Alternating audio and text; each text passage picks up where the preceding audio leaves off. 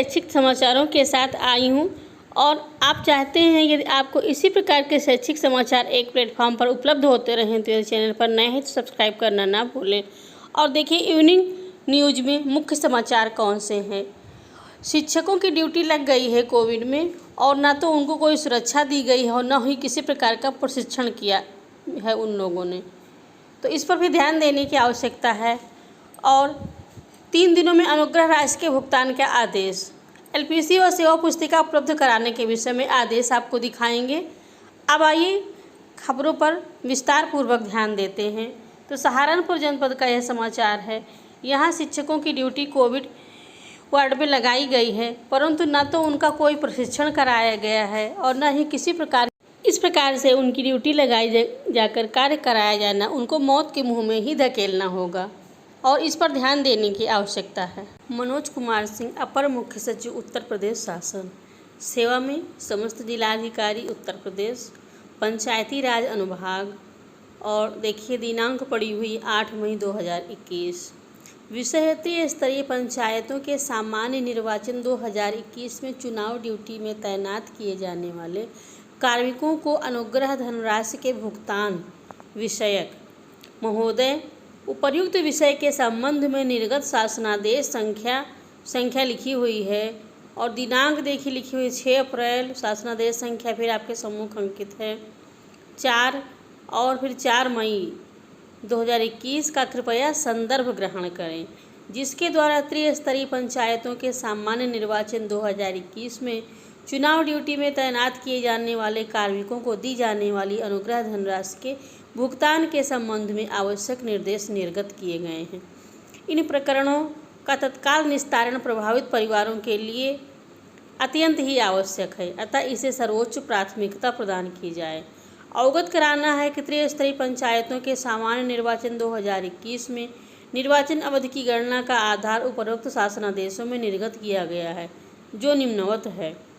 अनुग्रह राशि त्रिस्तरीय पंचायतों के सामान्य निर्वाचन 2021 में मतदान व मतगणना से संबंधित प्रशिक्षण एवं मतदान मतगणना के कार्यों में लगाए जाने वाले अधिकारियों कर्मचारियों, zonal officer, zonal magistrate, sector officer, sector magistrate, micro observer, सुरक्षा बलों जिनमें राज्य पुलिस बल, पीएसी, केंद्रीय अर्धसैनिक बल व होमगार्ड्स आदि को निर्वाचन के दौरान मृत्यु होने या गंभीर रूप से घायल की दशा में अनुमन्य है।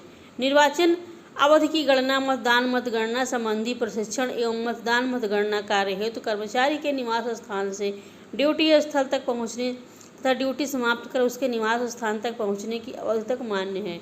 निवास स्थान से ड्यूटी स्थल पर पहुंचने तथा ड्यूटी स्थल से निवास स्थान की वापसी की अवधि की गणना उस सीमा तक मान्य है जितना कि सामान्य परिस्थितियों में किसी व्यक्ति को इस यात्रा हेतु समय लगता है। सुरक्षा बलों की तैनाती के मामले में यह गणना उसके जनपद में आगमन से ड्यूटी के पश्चात मूल स्थान तक रवानगी तक मानी जाएगी।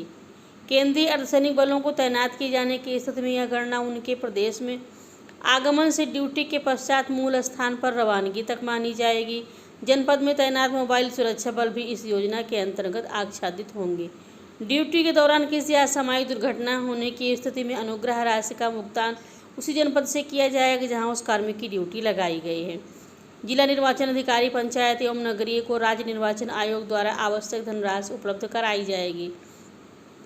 प्रशिक्षण अथवा मतदान मतगणना ड्यूटी के दौरान असामयिक दुर्घटना में मृत्यु की दशा में ₹15 लाख। ड्यूटी के दौरान किसी असामयिक दुर्घटना जैसे आतंकवादी हिंसा, असामयिक तत्व द्वारा हत्या, रोड माइंस, बम ब्लास्ट, हथियारों से आक्रमण व कोविड-19 से मृत्यु होने पर 30 लाख। दिव्यांगता, पूरी आँख, हाथ पैर आदि की पूरी दिव्यांगता की दशा में 15 लाख। अन्य कारण से घटित दुर्घटना में किसी भी अंग की स्थायी दिव्यांगता, पूरी आँख, हाथ पैर आदि पूरी दिव्यांगता की दशा में ₹7.5 लाख की अनुग्रह राशि देय होगी। उल्लेखनीय है कि चुनाव ड्यूटी, प्रशिक्षण एवं मतगणना के दौरान मृत कार्मिकों के संबंध में शासनादेश संख्या 4 मई 2021 द्वारा अपेक्षित अभिलेख यथा निर्वाचन ड्यूटी का प्रमाण पत्र, मृत्यु प्रमाण पत्र, एफआईआर की प्रति, पोस्टमार्टम रिपोर्ट, कोविड-19 से मृत्यु की दशा में कोविड-19 के एंटीजन आरटी-पीसीआर रिपोर्ट तथा स्थायी विकलांगता की दिशा में मुख्य चिकित्सा अधिकारी, मुख्य चिकित्सा अधीक्षक द्वारा निर्गत प्रमाण पत्र आदि अभिलेख उपलब्ध कराए जाने के निर्देश दिए गए हैं। इस संबंध में मुझे यह कहने का निर्देश हुआ है कि उपरोक्त शासनादेश दिनांक 6 अप्रैल 2021 और 4 मई 2021 में उल्लिखित दिशा निर्देश के आलोक में सम्यक परीक्षण करते हुए संलग्न निर्धारित प्रारूप पर जिलाधिकारीगण स्वयं अपने हस्ताक्षर से अपेक्षित सूचना 3 दिन के में निदेशक पंचायती राज उत्तर प्रदेश को उपलब्ध कराना सुनिश्चित करें। साथ ही मृत कार्मिक को भुगतान की जाने वाली अनुग्रह धनराशि के संबंध में अपनी संस्तुति अंकित करते हुए वांछित अभिलेखों के साथ देखो ईमेल आईडी दी गई है और इस ईमेल आईडी पर उपलब्ध कराना है पंचायती राज और फिर 03gmail.com व यूपी पंचायती राज @gmail.com पर उपलब्ध कराएं। और प्रत्येक जनपद द्वारा संलग्न प्रारूप पर सूचना उपलब्ध कराने के साथ अनुग्रह धनराशि देय होने के प्रत्येक प्रकरण से संबंधित अभिलेख पृथक फोल्डर में उपरोक्त ईमेल आईडी पर उपलब्ध कराए जाएं। और ये फिर देखिए हस्ताक्षर हैं मनोज कुमार सिंह अपर मुख्य सचिव। और यह जो प्रतिलिपि है ये किसको किसको प्रेषित की जानी है, निदेशक पंचायती राज उत्तर प्रदेश को इस अनुरोध के साथ कि जनपद में सूचना एकत्रित कर शासन को 3 दिन में उपलब्ध कराएं। प्रत्येक प्रकरण के वांछित अभिलेख पृथक फोल्डर में मंगाए जाएं। सचिव राज्य निर्वाचन आयोग उत्तर प्रदेश, समस्त मंडल आयुक्त उत्तर प्रदेश।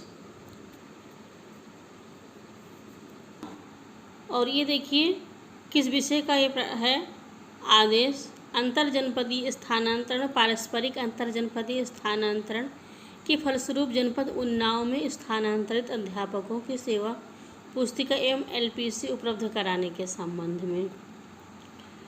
तो प्रेषक जिला बेसिक शिक्षा अधिकारी उन्नाव, सेवा में जिला बेसिक शिक्षा अधिकारी समस्त जनपद उत्तर प्रदेश। और इसमें लिखा हुआ है महोदय, उपर्युक्त विषयक अवगत कराना है कि अंतर जनपदीय स्थानांतरण पारस्परिक अंतर जनपदीय स्थानांतरण के फलस्वरूप आपके जनपद से जनपद उन्नाव में स्थानांतरित अध्यापकों के वेतन भुगतान हेतु संबंधित की सेवा पुस्तिका एवं LPC की आवश्यकता है, जो कि आपके जनपद में अद्यतन प्राप्त है।